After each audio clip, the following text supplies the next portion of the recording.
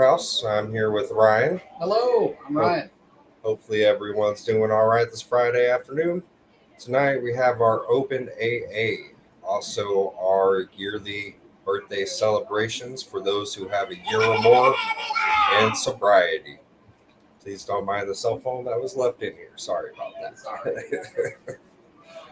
So, just a couple announcements before we get the camera switched over for the open AA. This weekend, we have the ADAX 21st annual Let It Go Recovery Rally Run, where they have the 1 mile and the 5K run. And we will be out there about 7:30 in the morning this Saturday on 34th West Ave in San Angelo. And then the following day, we have our volleyball tournament for the Recovery in the Park 4th annual, and I believe that starts at 12 p.m. in Odessa. And that's going to be at Sherwood Park, 4400 North Dixie Boulevard. Following that, on October 4th, we're going to have Jesus Fest. And that's going to run from 12 to 5 p.m. here in San Angelo. And that's going to be hosted by North Face Ministries at 2929 Waco Street. So if you want to come out, bring your kiddos to that. It should be a good, fun old time for the whole family. Then after that, we will have October 18th Fearless Fest here at the Hopper House. And that one will also be a fun time. We'll have decorations, pumpkin carving contest, a bunch of games set up at all our trailers here. And that's going to be here in San Angelo at our facility at 6545 Grape Creek Road here in San Angelo. So other than that, I think the only thing we have left for the year on our agenda at the moment is going to be our baptisms. That's going to be on November 2nd of this year. So if you want to come out, get baptized, or if you got someone out here that you know is getting baptized and you want to come out and support them, please feel free to come over to our facility. Once again, that's at 6545 Grape Creek Road here in San Angelo. Hopefully we see you at one of these events, if not all the events. If you can't catch us at any of those, we stream every Wednesday and Friday nights from 7 to 8 p.m. and Sunday at 8:30 for our church. And then the only other thing I have is if you have any tasks need done around the house, any chores, any general labor that you need done, you can call Ryan. I'm going ahead and put his number going down below on the bottom of our screen. So feel free to reach out to him if you have any tasks that are done, or maybe you need some guys for a permanent employment. This is the man to talk to. We got plenty of men and women out here that are always looking for work one way or the other. And if you do want to support the Hopper House and everything that we do out here to support all our men and women in recovery, contact me, Eric Murdoch. And my number is also going down the board at the bottom. So hopefully we will see you at any of our events coming up. You can just like, subscribe, share our videos. We love y'all, and hopefully you love everything we do here. And hopefully we can get some support from you one way or the other. Whether it's finding some work for Ryan or through donations to us. To our church through me. And we do always need medications like Tylenol, ibuprofen. We do need some clothes for our men and women out here. We will take just about anything you're willing to give us that will come our way for donations, even if that's just simply spreading the word and everything that we do here to help out the next addict in need. So with that, I'm going to go ahead and switch the cameras over, unless you got anything you want to say before we get going. Yeah, just tune in and enjoy birthday night. All right. Thank you, everybody. I'm going to switch the cameras over now. Love you guys. Enjoy our open AA.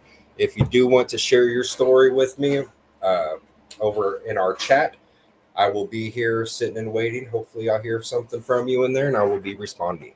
Thank you, guys. Y'all have a blessed evening. Is for council members is desire to stop drinking. There are no dues or fees for AA membership. We are self-supporting through our own contributions. AA is not allied with any sect, denomination, politics, organization, institution, nor does it wish to engage in any controversy. Neither endorses nor opposes any cause. Our primary purpose is to stay sober and help other alcoholics to achieve sobriety. I asked my friend to read the preamble, or read how it works. My name is James. I'm a recovering addict. Hi, James. All right, how it works. Rarely have we seen a person fail who has thoroughly followed our path. Those who do not recover are people who cannot or will not completely give themselves to this simple program. Usually men and women who are constitutionally incapable of being honest with themselves. They are such unfortunates. They are not at fault. They seem to have been born that way. They are naturally incapable of grasping and developing a manner of living which demands rigorous honesty. Their chances are less than average.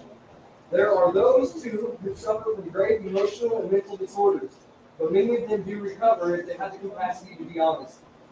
Our stories disclose in a general way what we used to be like, what happened, and what we are like now. If you have decided you want what we have and are willing to go to any length to get it, then you are ready to take certain steps. At some of these we balked. We thought we could not find an easier, softer way, but we could not. With all the earnestness at our command, we beg of you to be fearless and thorough from the very start. Some of us have tried to hold on to our old ideas, and the result was nil until we let go absolutely. Remember that we deal with alcohol, money, badly, and powerful. Without help, it is too much for us. But there is one who has all power. That one is God, and we find him. Half measures availed us nothing. We stood at the turning point. We asked his protection and care with complete abandon. Here are the steps we took which are suggested as a program of recovery. 1. We admitted we were powerless over alcohol and that our lives had become unmanageable. 2. Came to believe that a power greater than ourselves could restore us to sanity. 3. Made a decision to turn our will and our lives over to the care of God as we understood him. 4. Made a searching and fearless moral inventory of ourselves. 5. Admitted to God, to ourselves, and to another human being the exact nature of our wrongs. 6. We're entirely ready to have God remove all these defects of character. 7. Humbly asked him to remove our shortcomings. 8. Made a list of all persons we had harmed and became willing to make amends to them all. 9. Made direct amends to such people wherever possible, except when to do so would injure them or others. 10. Continue to take personal inventory, and when we were wrong, promptly admitted it. 11. Sought through prayer and meditation to improve our conscious contact with God as we understood him, praying only for our knowledge of his will for us and the power to carry that out. 12. Having had a spiritual awakening as a result of these steps, we tried to carry this message to alcoholics and practice these principles in all our affairs. Many of us exclaimed, "What in order? I can't go through with it." Do not be discouraged. No one among us has been able to maintain anything like perfect adherence to these principles. We are not saints. The point is that we are willing to grow along spiritual lines. The principles we have set down are guides to progress. We claim spiritual progress rather than spiritual perfection. Our description of the alcoholic, the chapters to the agnostic, and our personal adventures before and after make clear 3 pertinent ideas. A. That we were an alcoholic and could not manage our own lives. B. That probably no human power could have relieved our alcoholism. And C. That God could and would give us off. Thank you, James. You're welcome. I think just a quick reminder, before we begin, I want to remind everyone that this meeting is being streamed live. To honor the traditions of anonymity, the camera will be focused on the podium. If you choose to share, if you may stand at the podium, on camera or off camera, I think if you want to stand to the start, be off camera. Please remember to use first names when introducing yourself. By participating in this meeting, we acknowledge that while we do our best to protect your privacy, we cannot control who may be watching the live stream. If you're not comfortable with this, we completely understand, and we encourage you to share in a way that feels safe for you. So I thank you for understanding and respect. Thank you for understanding and respecting the traditions that keep our close strong. I ask someone to read the 12 traditions.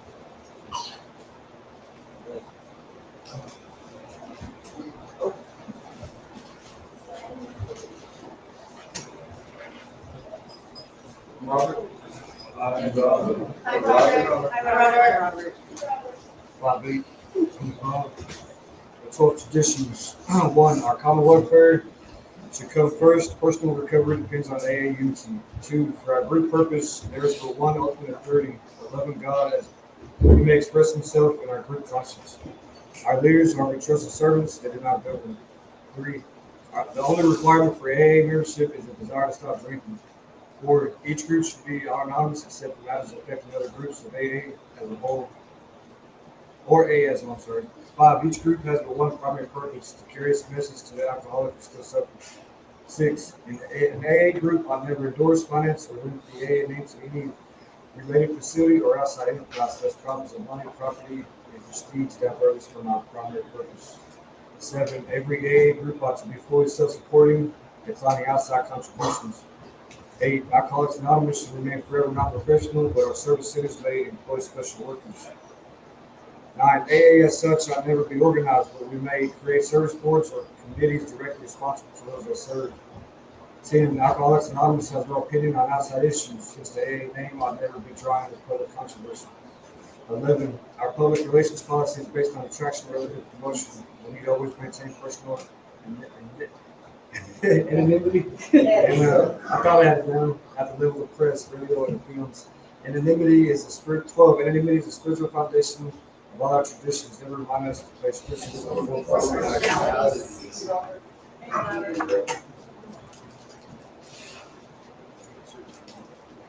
All right, since it is the last, or the third Friday of the month, we do celebrate birthday night tonight.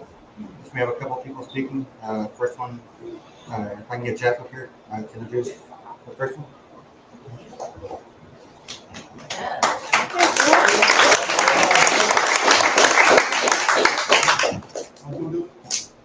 I'll tell you. Oh, you told me. Who took So I did. My name is Jeff. I'm an alcoholic. I want to introduce this wonderful woman that's a part of my life that I love with all my heart. You know, if it wasn't good for her, man, I probably wouldn't be where I'm at today. You know what I mean? She's my backbone, man. She keeps me accountable for everything. And I'm 3 months behind her, so I'll be up here in 3 months. I get my 3 months. Come on, baby.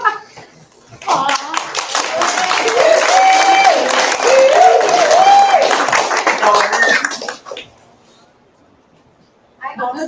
Oh, I don't know who told you to come up. I'm leaving. No. Okay. Well, my name is Brandy. I'm an alcoholic. Hi, Brandy. 1715, and I am Ellen's sponsor. And Ellen has done phenomenal in this program. She has come and just taken over, stepped in, done everything above and beyond what she was supposed to do. She's worked her steps, and she's working steps with others as well. So, Ellen, Hi, hello. My name is Ellen, and I am an alcoholic. I am both. You know, because that is September 29th to 22 is my clean day. You know, at 10 days to no friends. With Shonda, I said no friends. You know what I mean? But you know, I realized, you know, it's our birthday month. All of us, whoever's celebrating, so happy birthday.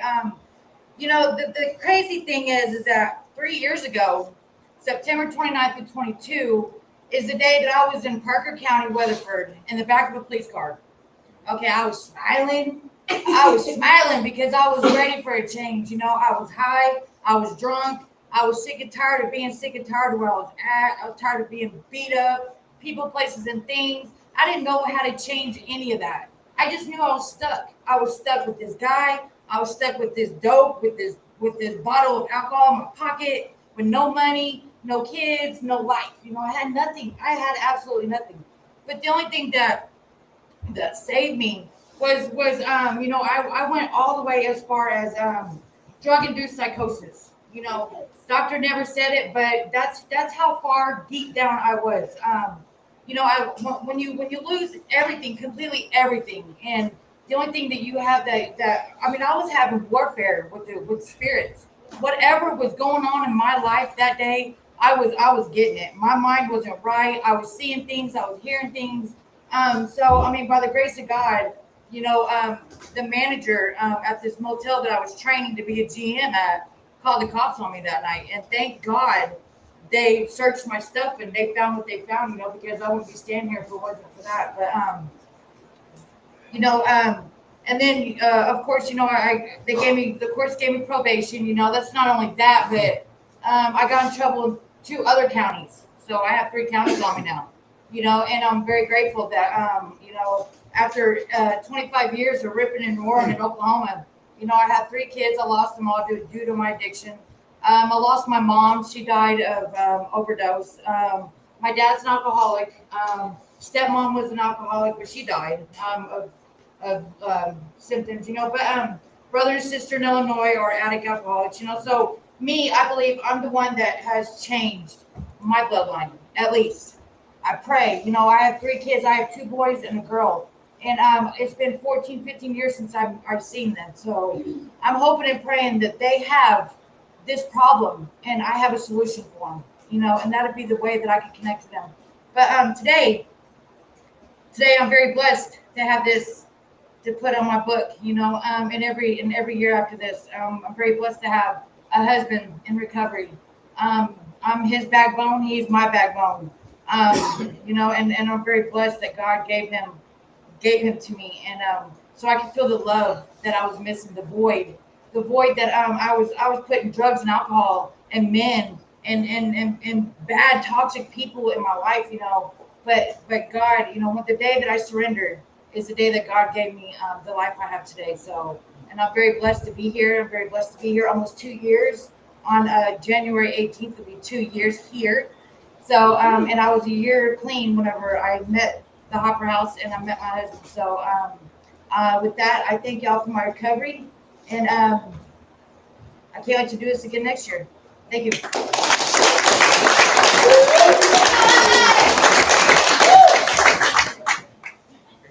We got our second speaker, Brandy. Woohoo, it's Brandy.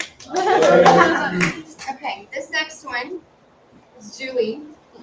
I remember taking the word out to Journey Recovery Center and seeing Julie for the first time, and she was a hot mess, y'all.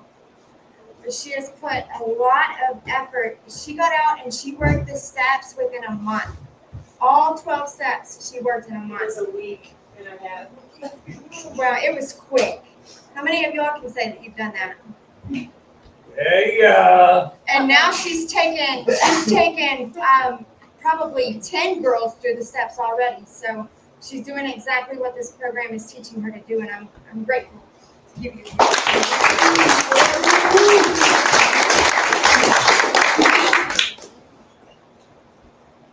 I'm Julie. I'm an alcoholic. Hey, Julie. Hey, Julie. Of the worst kind. I never thought I would make it to a year not being locked up. The only other time I ever did it, I was locked up for it. And shortly after failing. I just started, I'm not going to go that far back. I took my first drink when I was 18 years old when I started college. I was a late starter. But within just a few months, I think I probably caught up to anyone who ever started at a young age. I liked it. I liked it a lot. I liked it so much that I was an A student in college and went to barely a passing C by my 3rd semester and was struggling because I couldn't do anything but go to frat parties and drink. I'm extremely nervous, so I apologize for shaking it here. I just really got married and lived a right life for a couple of years until that wasn't no more. I took my little baby and came back to Wichita Falls from Missouri and immediately dove into alcohol. Shortly after, my son was taken from me and taken back to Missouri, and I dove even deeper into my alcoholism. I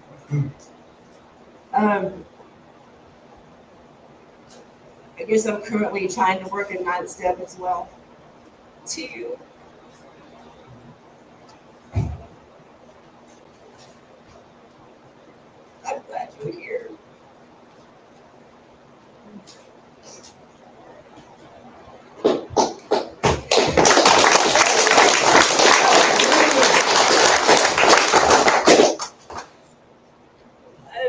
my son for his entire life um, for alcohol and shortly after for drugs. And the guilt kept me locked up in addiction and alcoholism. Um, I tried to get sober 4 other times before this time. Um, the first time was because, I was threatened. The second time, because I got a taste of it and I wanted to try again, but I wasn't completely ready.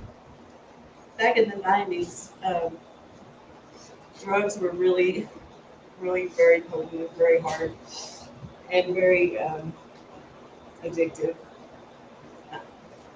So after the fourth time, I just made a vow that I was just going to die in my addiction. I had given up completely. There was no hope for me.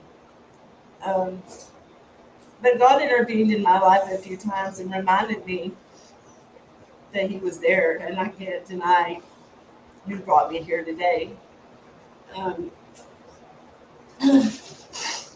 well, so I caught a charge in 2018. It was a pretty big, nasty charge, and I was given the gift of probation for 10 years. Um, I did good for a few months, but then I relapsed again. Um, and full probation for 6 years. Thank you. Wasn't fooling anybody. Really. You can only keep up a double life for so long before it catches up with you, and it caught up with me. So I decided to turn myself into Journey Treatment Center a year ago. A year ago on the 15th of this month. And the minute I walked into the doors of Journey Recovery Center, the obsession to drink and use left me. And I wasn't planning on quitting forever. I was just trying to get probation off my back, and I've said that before many times. And it's the truth. I was just trying, because I knew in my heart, I thought, there's no way I can ever stop.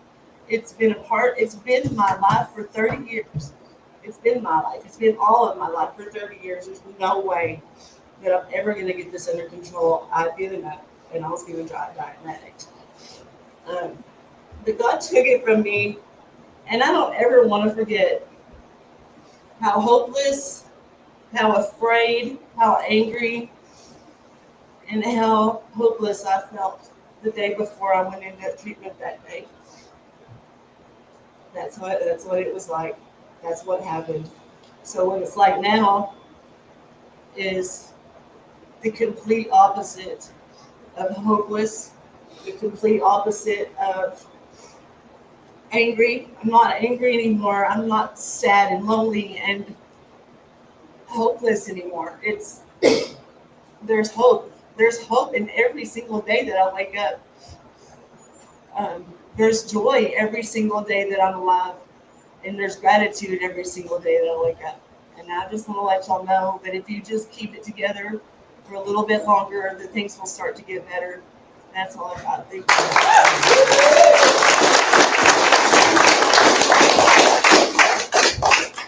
Yeah, y'all! Can we get a round of applause for birthday night?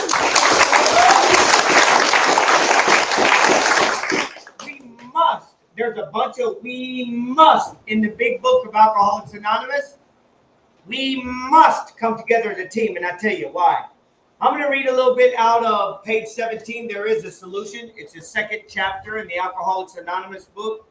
It is one of the most valuable chapters. Why? I'll tell you why. We of Alcoholics Anonymous know thousands of men and women who were once just as hopeless as Bill or you. Put your name in there. Nearly all have recovered. They've solved the drink problem, the using problem. We are average Americans. All sections of this country and many of its occupations are represented, as well as many political, economic, social, and religious backgrounds.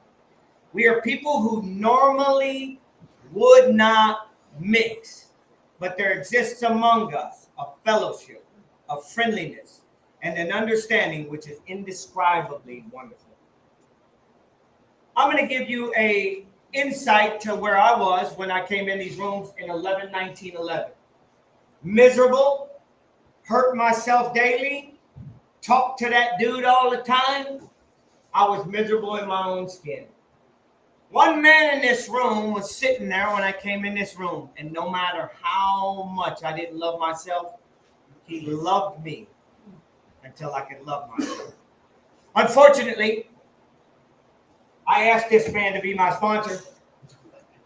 After about 2 times of sitting down with him, I realized we wouldn't mix. The book just said it. So since we wouldn't mix, I separated myself from him. And then from then till now, this man has been a part of this facility since 2020. He's been one of the biggest factors in my recovery at the beginning, and the biggest part of my recovery still today. And anytime that I have a challenge that I'm not smart enough to handle, the people that I would not mix with, guess who I call? I call this man anytime that I feel like I can't get through something or I don't understand something. Because this man has been a rock of what Alcoholics Anonymous love can do for you and do for those who are coming up under you. So with all that being said, I want to thank you, John F. Remember, guys, you are being recorded now. This is the Anonymous program. John F. will be picking up his 24-year chip.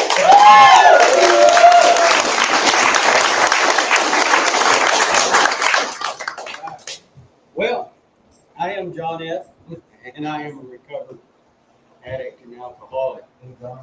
And that pedestal he just put me on, let's knock that down a notch or two. Because, I know about getting on those pedestals, but I am grateful for the kind words that Chris has shared. Chris has also been a big part of my recovery, as have so many countless others. Because it's rooms like these and people like you that have kept me sober. I'll tell you real briefly, I don't want to take a lot of time, but isn't that a beautiful chip that Chris gave me? It's shiny gold on it. I probably know the fanciest I've ever seen. And it says XXIV. And that fits me because I'm an XIV drug user. I started shooting up cocaine when I was 15. And it continued for a whole long time. So I'm real grateful that today, 24 years down the road, I can stand here and it still amazes me. How did that happen? Well, I'll tell you a little bit of how it happened. I've never been in treatment. I've never been in a sober living facility. I've never been in any type of facility. But a man that I was working with spotted the fact that I probably smell like alcohol pretty regularly when I came to work. And he started talking to me about his experience using drugs and alcohol. And we were just working together a couple of days there. And he was talking about it in a very entertaining way, laughing about his goofy behaviors before. But it was enough for me to realize that he had the same problem that I had. Only there was a difference. He wasn't using. He was clean. And I got real curious. How did that happen? And then he told me about this book. It was a blue book. He called it the Big Book. And he said, it's all right in here. And he only had 6 months recovery. But he had a greater impact on my recovery, my 24 years, than any other single person. So when you say to yourself, I've only got 6 months, or I've only got 3 months, don't underestimate how important that is. Because let's just say it was a person that had 3 or 4 years that was talking to me, or somebody with 24 years, I would have dismissed them immediately. Why? Because if you got 24 years, you probably never even had a problem, But this guy had 6 months, And I was very aware that he knew about hiding dope around the house, about hiding bottles around the house, all the stuff. And I was like, that's me, you know. But the difference was he came to work clean, happy. So that is how important you are. What if that man had not stepped up, whoever had stepped into his life, not passed it on? I suspect that I probably wouldn't be sober today. Who knows what would have happened? Probably death. But that's how important you are. Your message right now, while you're in the early stages of this, is some of the most important message that will ever be shared with the next suffering addict. And with that being said, it may not impress you that much that I got 24 years, but it impresses I have 30. It does. I'm still, and I'd love to pass this around. I know we don't have time for it, but it is a beautiful kit that my good friend Chris got me. And I love what he's doing. And I've got to say one other thing. I've watched a lot of sober houses start. I've watched a lot of sober houses end. I've watched a lot kind of in between. I have never seen someone so blessed by God as Chris Hopper. And I'm not saying that because he's just a good friend I'm just telling you the honest truth.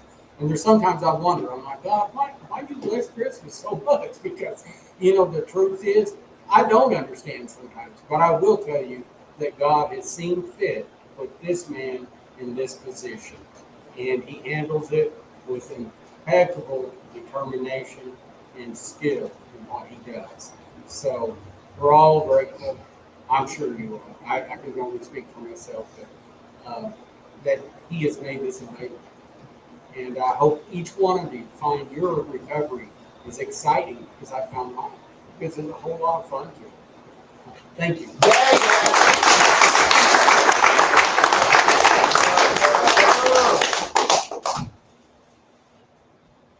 We're gonna kind of go down the line. If anyone has a year to 11 months that they want to share some experience, strength, and hope, come on up here. Tell your story. Talk about how you did it. Anybody with 10, 11, or a year? Anybody else with a year? Don't be scared, homie.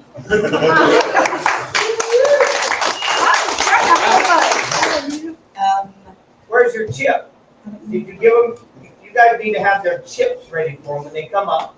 Shake their hand, give them a hug, and let them know how valuable they are. Still learning.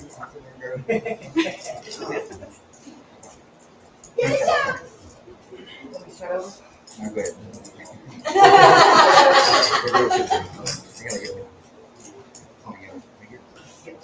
Here you go. There we go. Woo, that's a nice baggie you got. My name is Wanda and I'm an addict. Hey, I have a clean date of September 29th of 2024. I'm not even looking for what. So I don't know, my life was just always spiraling out of control. Like that movie Click or whatever, it was always on fast forward, never slowed down. And I don't know, I was in and out of prison and I lost my boys eventually. I got them back and I still kept, messing up or whatever. And in 2023, or beginning of 2024, my dad passed away and then my mom passed away 2 weeks later. So I ended up losing everything in those 2 weeks, my house, my job. I ended up living over here in Tent City. And I had warrants, but I wasn't going to go turn myself in or anything. So I waited until they caught me. And then now I'm on 10 years probation. And I'm just grateful to be here. Thank you so much.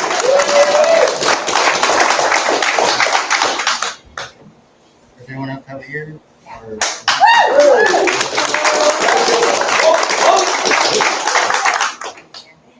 Trisha, an addict. Hey, Trisha. So I remember it became a problem when I was in my 30s.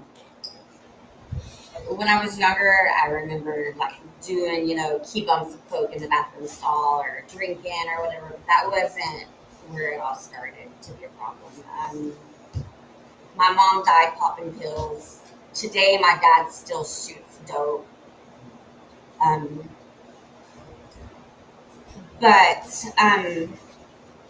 So I'm an addict.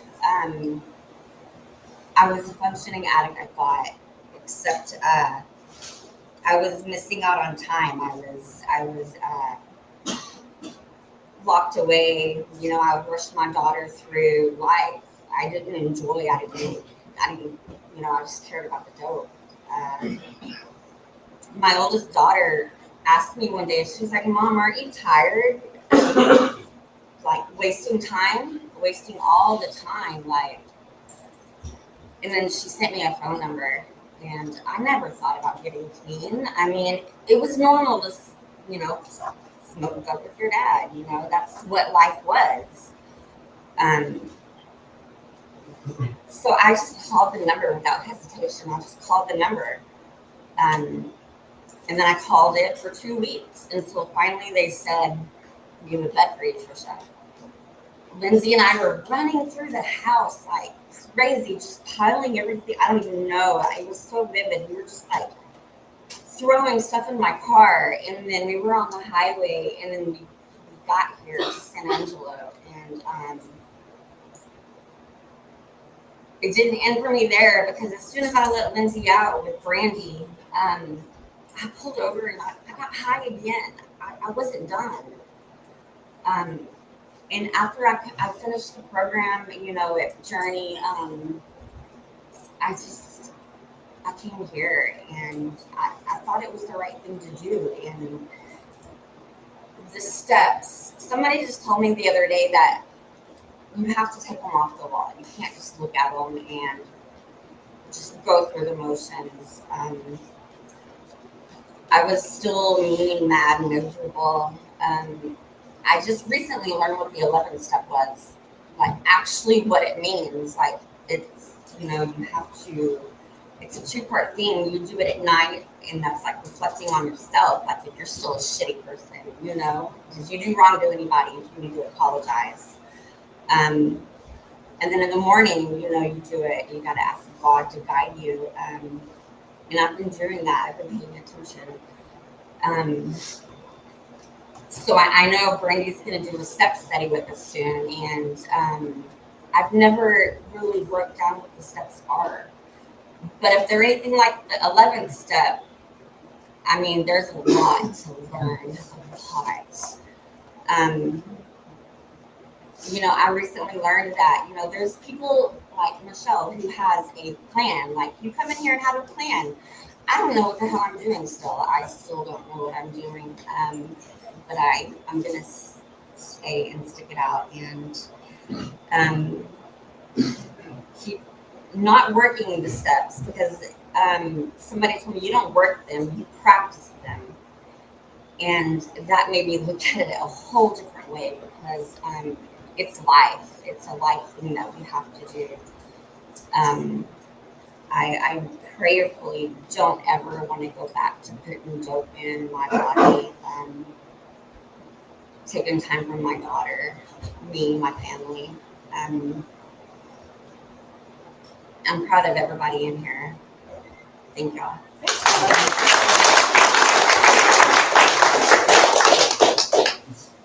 All right, do I have more here?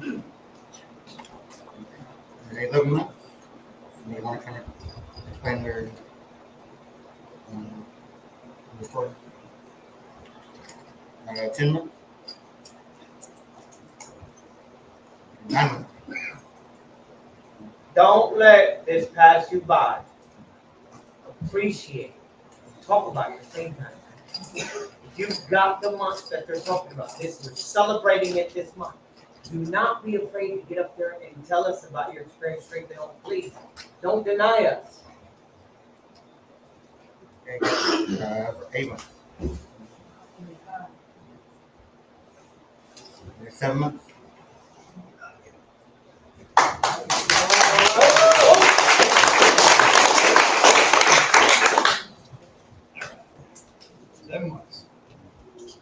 Dan, Nick. Hey, Dan. When I first came out here, I was saying my clean date was 7/23 or 7/17/25, but it was actually 2/23/25. I didn't count the time I was locked up because that wasn't my choice. I was forced into it. I talked with Chris and he said, but it's still your choice in there and not drunk. So I realized, yeah, it was right on that one. So I was kind of cheating myself out about 5 months. So yeah, it's been going good. I'm just going to keep doing it. I'm doing pretty good so far. It's going, it's working. So. All right.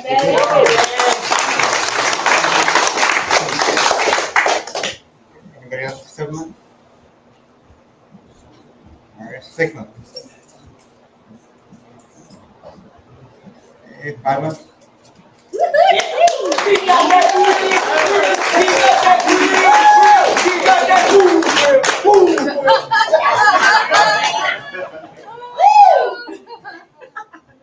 That's my girl. Yeah, you gotta love him, right? My name's Denise. I'm an alcoholic addict. Hi, Denise. I came here April 11th, but I have been in Oceans since April 5th. I had went to turning point when I was on drugs. And when I got out, I continued to be on drugs. But like my girl said, I put down one habit and I picked up another. I became an alcoholic. And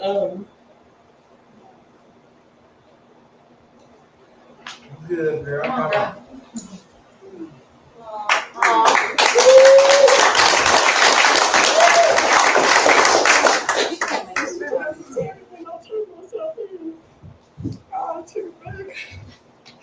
I took a bag of alcohol with me. And as I was doing my intake, I was getting drunk. So I don't even know if I was going to kill everything. So now maybe it's 86. But this has been the longest I have been without any kind of substance, alcohol or anything. And I just proud of my kids are proud of me. My kids are proud of me. They want to see me succeed. They come and visit me here. They love me. Want me to. But, I'm going to keep doing this and I'm going to keep on doing it until I got to get it right. And listen.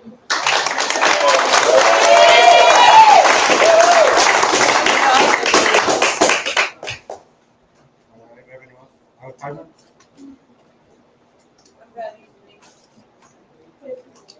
Okay, 4 months. Michelle? Michelle? Don't be scared, homie. Michelle? Yay! I marry you, Michelle. Yes. I get really nervous up here. Bear with me, okay? And I'm very grateful for this. I'm very grateful. Bye, Michelle. This has been the best 4 months of my life. And I really do appreciate it. I appreciate Paul. I don't want to forget about you here, I know that. And today was my last day at Denny's. Yay!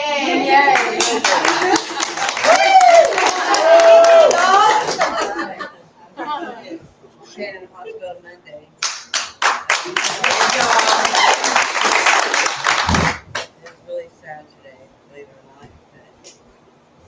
But I know if it weren't for God in this program, I wouldn't be anywhere. You know, I'd be dead probably, or in jail, or in the minivan, which I've been there before.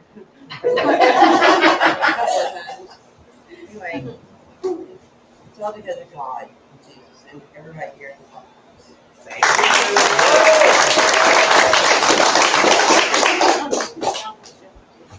Anybody else for 4 months? Carolina, I have taken 4 months.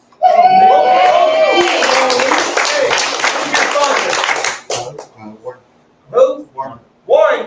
talk to you, Spontae, man. Come on, man. Man, tell us something we don't know about you, man. Not the fourth step, though. How y'all doing? I'm Warren. Hey, Warren. My clean date is 2/25/26. Awesome. 2/26/25. It's like, wait a second. This young man, Jacob, he came to me to be a sponsor. And me and Jacob have something in common. We both lost our mothers just a couple years ago. So that's why we got together. He having a hard time making amends with a good friend of his. Like I told him, he did it. I said, give her time. He's finally starting to listen to him. And that bothered him. Talking about it. Man, I love you. That's all.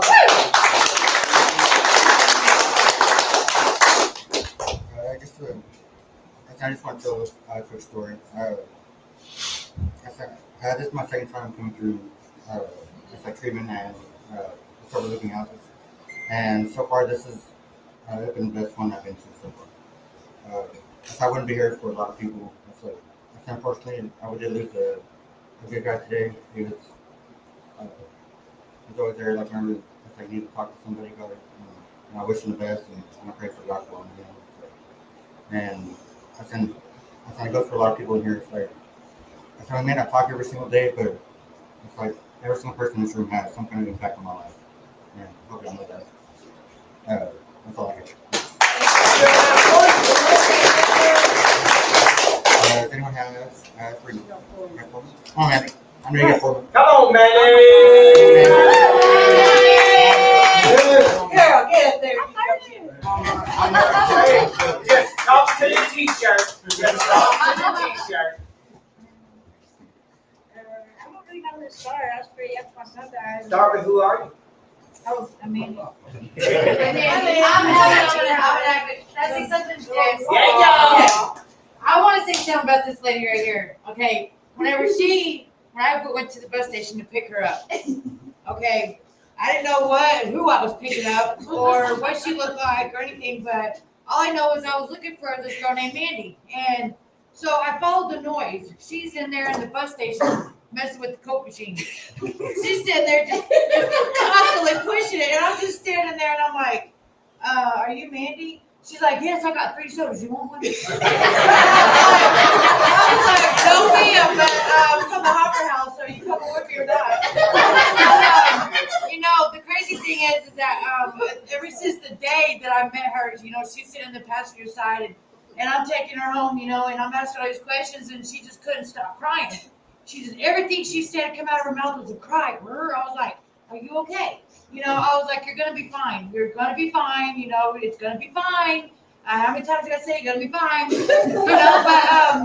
And she has grown so much. I told her she's gonna be a leader.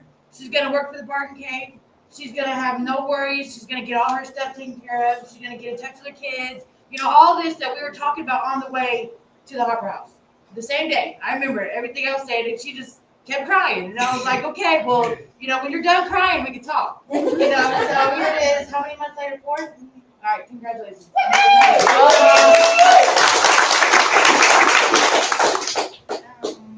don't know. I was addicted to debt, but I was mostly addicted to getting money, It's really my addiction. But I knew if I did this or this, I don't know how to say, but I would get high, but I think my addiction was money. You know what I'm saying? I love money. Everybody loves money, right? But I guess really happy after my son passed away. I just think I didn't care about nothing, I didn't care about nobody, really, not even myself. I got wrapped up in trafficking really bad. Now I have bad shortage. I do know my kids, but it's a process. And I know it'll happen soon. Yeah. And I'm very blessed to be here. Thank you, Chris and Brandy. I know I talked Brandy on the phone. Remember, I was crying to you too. I was in Odessa. And I literally tried, 11 sober living, nobody would take me to my charge. Like, but then I called Miss Brandy, and I could just, I don't know, when I talked to you on the phone, it was like, oh, my worries went away. Like, you know, like, I don't know. Like, I was hearing voices when I just started praying with Miss Brandy and, you know, a couple of ladies here. I haven't heard no voices. I haven't heard my baby crying, you know.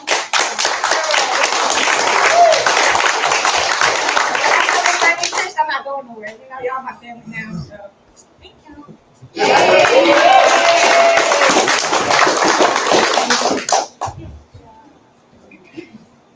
Yeah, anyone have performance? Okay, 3 minutes. 2 minutes.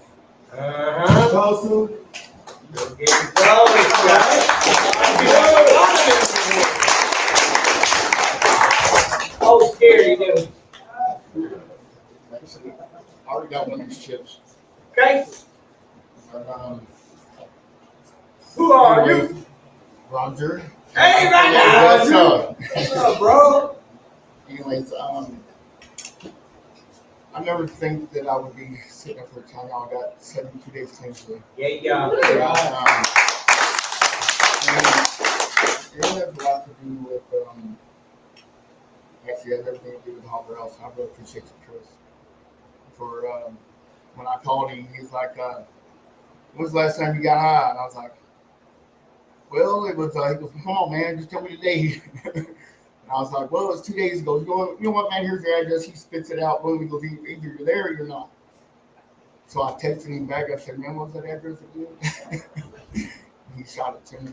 I came up here. And, you know, it was rough at first. I'm not gonna lie to you, but I started seeing a change in myself. I know that if you're gonna change, man, things can't be easy. You know, it's like giving constructive feedback to somebody. You don't want to tell somebody something they don't want to hear because, you know, they're not going to change. Man, you sugarcoat everything.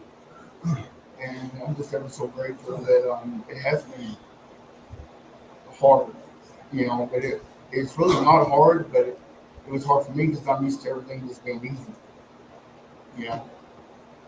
And it's getting better and better, you know.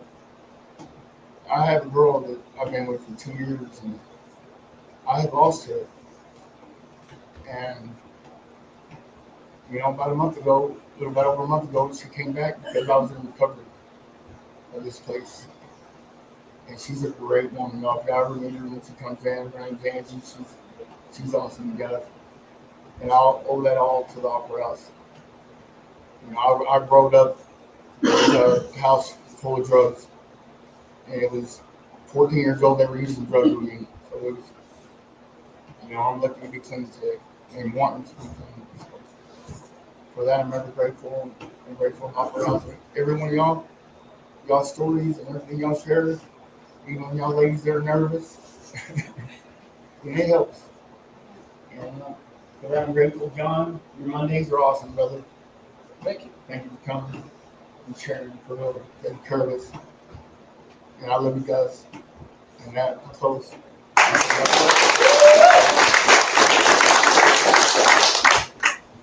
Anyone else for 2 months? 2 months. Yeah.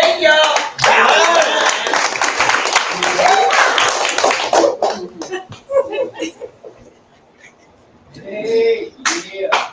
My name is Robert Bloodcamer. My mom named me after a serial killer. So, Hey, Robert! From the rip, I had the devil on my back. I've been in and out of TYC, juvenile since I was a kid, in and out of prison. I got out of the feds July 19th. So since July 19th, I've been sober. In prison, I was doing drugs. I wasn't sober. It wasn't until I got out and I met my friend Doug that he preached the word of God. And I was lost at first. I didn't know what I was doing, and he just steadily stuck with me and kept telling me, man, God's real, and you can do this. And he is. He's blessed my life. He showed me that there's a different way than the addiction I was used to and the selling drugs and all the extra stuff that got me locked up in the feds. So I'm telling you, it's possible to be clean, and it's great being in recovery. You can have fun with it.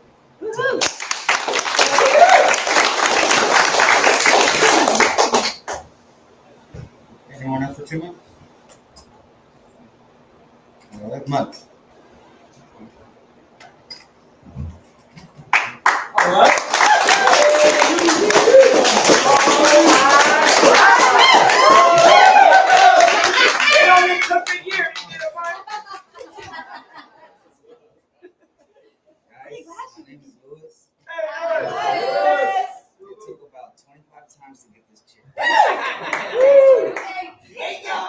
times counted, maybe something like that. I don't know.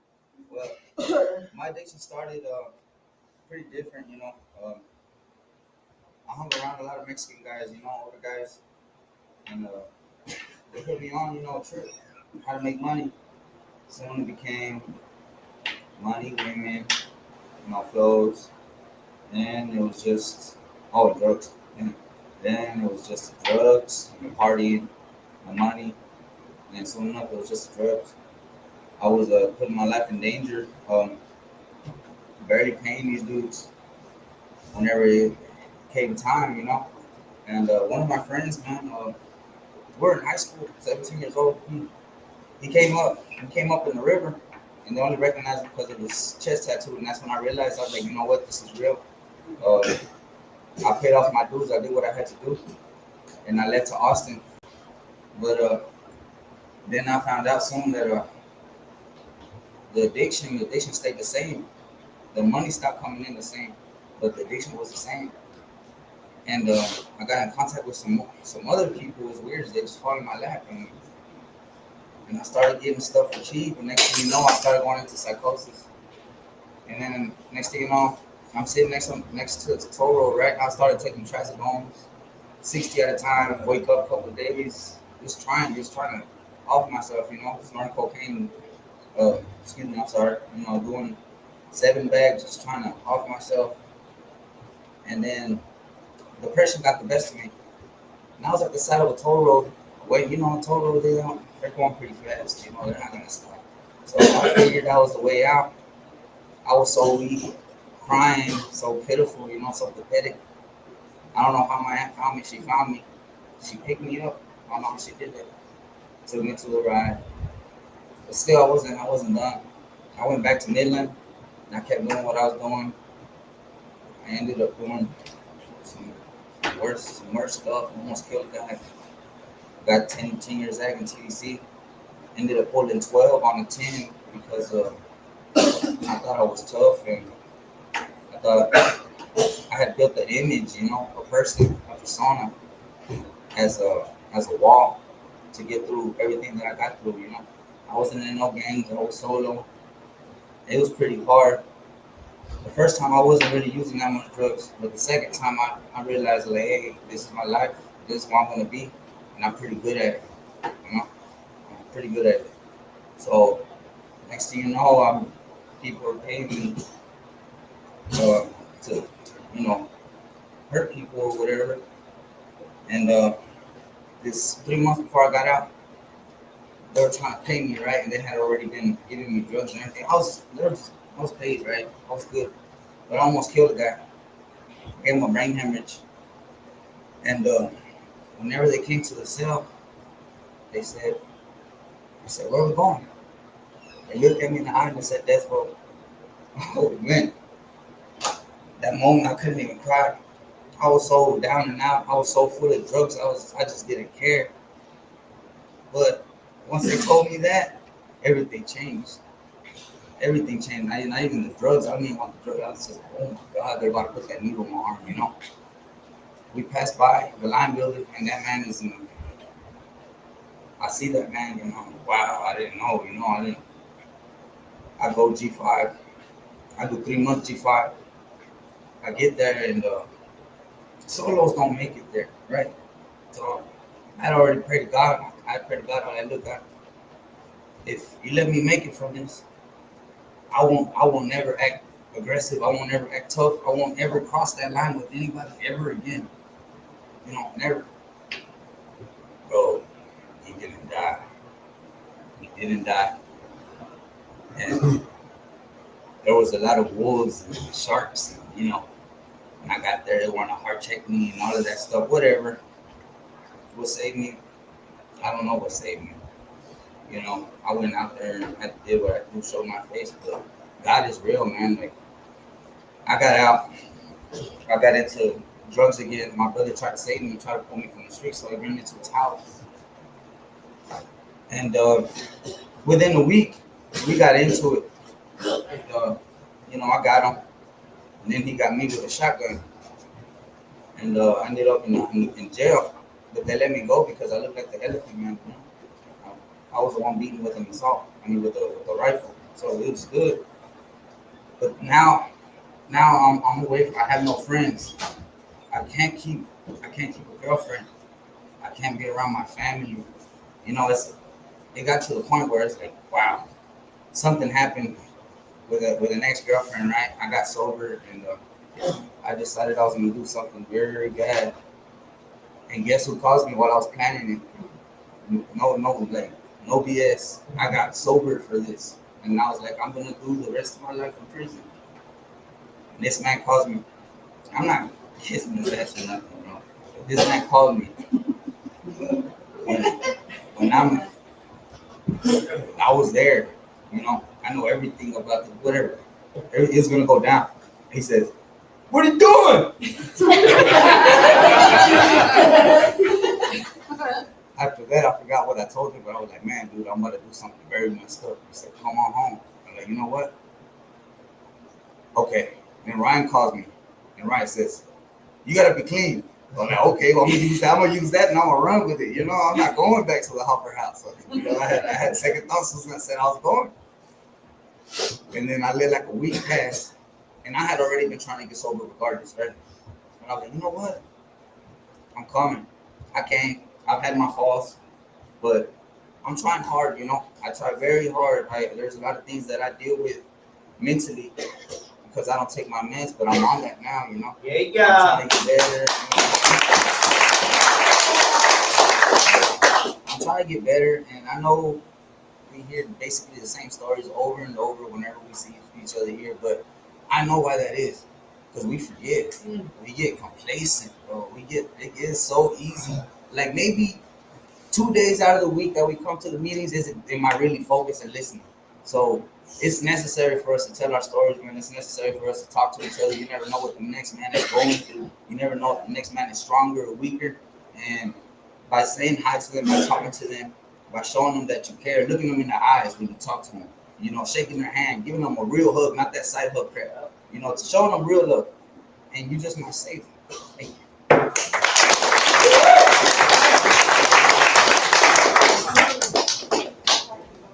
Anybody else to come up?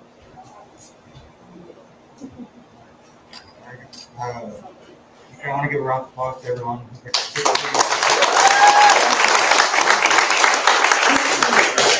Fanny asked to read an accent prompt. Oh, yeah. Oh, yeah. The promises, we are paying second. I can't hear you. Can you stand up on the podium, please?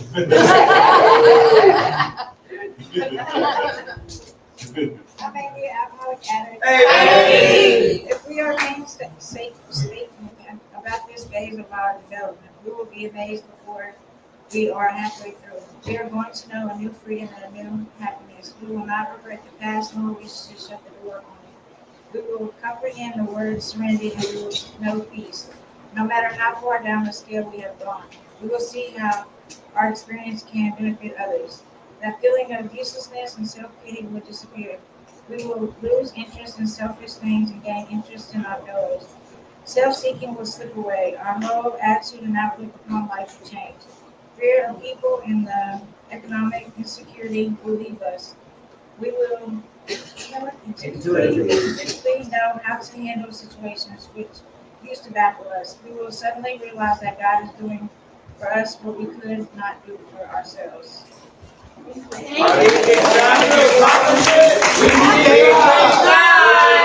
Every build among us. Sometimes quickly, sometimes slowly. They will always materialize if we work for them. Work. Look at the chairs, circle left. Tear down, circle up.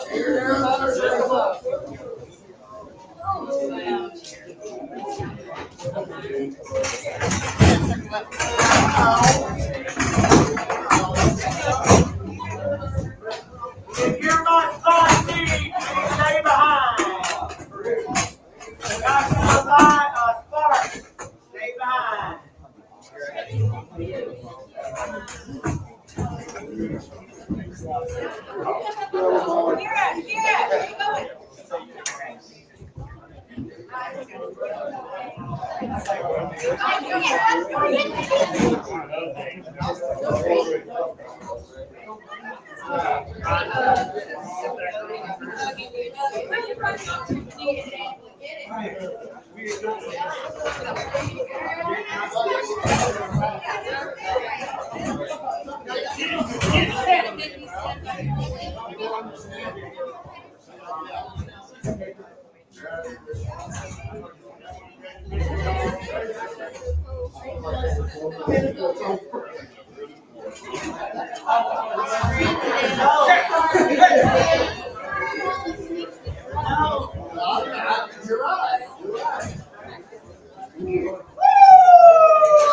Come on, bring it in. Birthday night is a very great night, man. It's where we all get to come together, we get to share experience, and give someone who doesn't have what you have hope. Tonight, we're just going to take a moment of silence for the gratitude that we have for this program, for the ladies and the men that came before us, for the ones who are still suffering in this disease, who you don't know how many of you changed their life today, just by the hope that you gave standing up at that podium today. And as we say this prayer today, I want God to hear us from the heavens. That means that you are going to let him hear you. Let's have a moment of silence, and then we're going to let our God know that we're here in complete obedience of what he has to offer.